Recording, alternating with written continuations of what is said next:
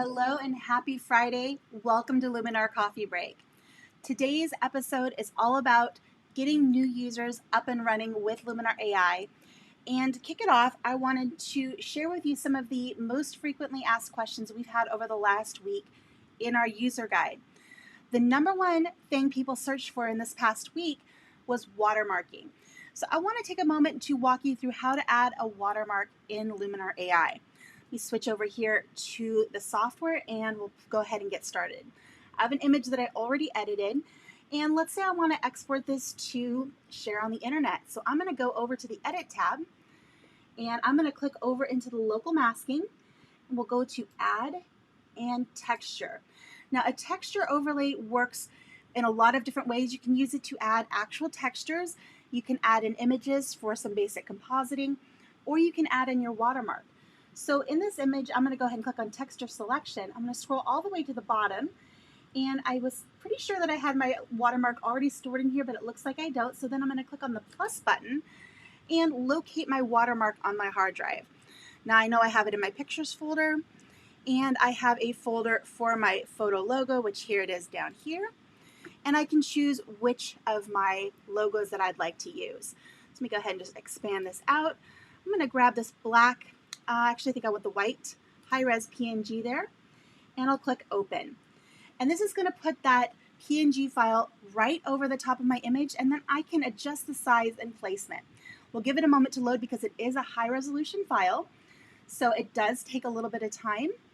And you can see that it's still processing by the fact that that Luminar AI logo is still pulsing. So there we go, my image has popped up. To make this easier to place, I'm going to begin by pulling that opacity all the way up to 100 and then click Place Texture. Now I'm going to take, now that I have placed texture, you can see my bounding box is actually quite large. It's well outside of the image. So to make it easier to work with, I'm going to go to my zoom button here and just make this a 25%. And now I can see that whole bounding box and more easily place this. I'm going to grab that upper right hand corner, draw this down nice and small, and then grab it and drag it to the place that I would like it on my photo. I think right about there looks excellent. If I'm happy with that placement, I can go ahead and click the Place Texture button again to go ahead and commit that and go back to Fit to Screen. Now, if I need to make any other placement adjustments, I can easily do that again by clicking Place Texture.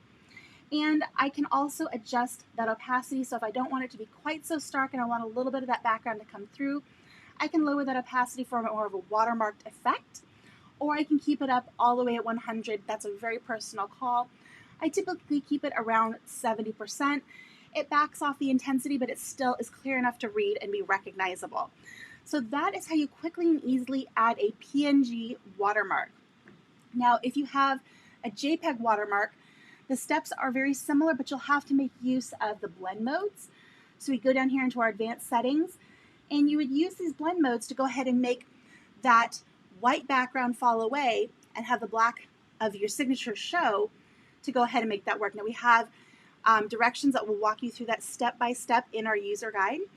So if you go up here to the help menu, go to user guide, you can search watermark, and there's a short video there to walk you through how to even create your own JPEG and apply that here in Luminar AI. So let's switch back to our list here of other questions that were asked this week. The next one is batch processing. And this is one that we get frequently. I know we talked about it a little bit last week on our New User Friday episode. Hello, Joseph. Glad you're able to join me today. But let's just take a quick look at a series of images and see how we can synchronize adjustments across a series of similar photos. So you've got these three sisters having a pillow fight, creating a horrible mess with all those feathers, but you can tell they're having so much fun. Let's go to our templates, and I'm going to click back out of my templates here, back to the original, and let's go to Influencer, since that was suggested, and choose Cozy Den. I like Cozy Den. It adds a nice warm glow, and it's just a really nice looking template.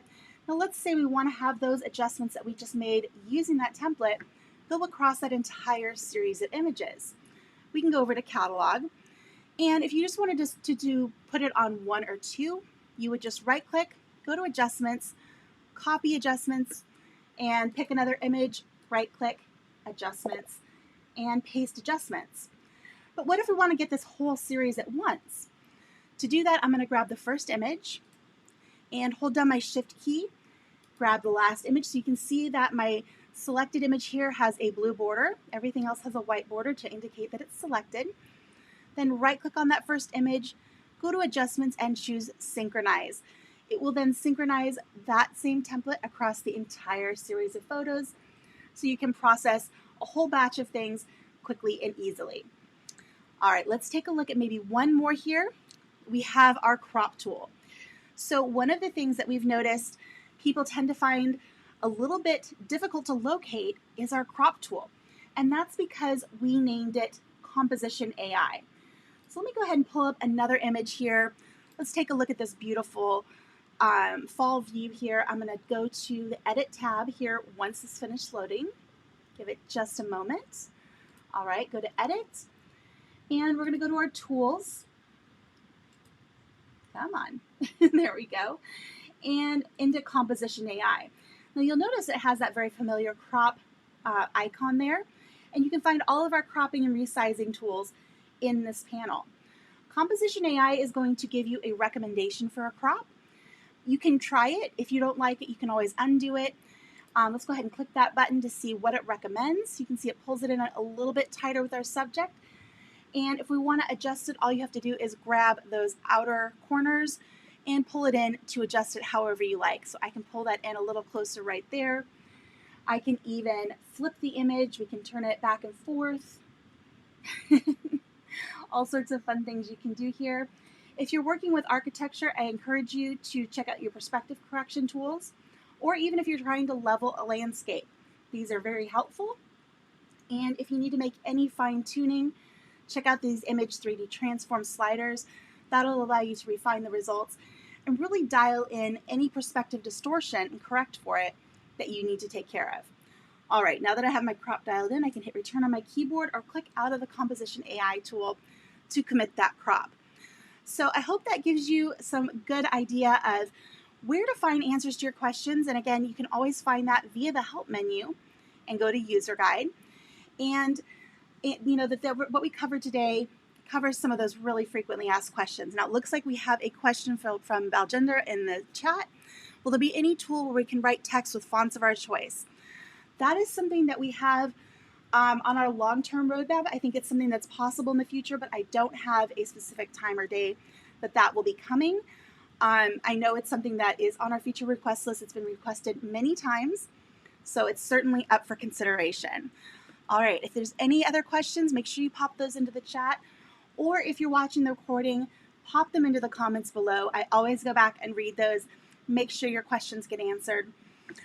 With that, if no other questions pop up here in the next few seconds, I will wish you a wonderful weekend, and we'll be back with you Monday. So enjoy your weekend, and we'll see you next time. Bye, everyone.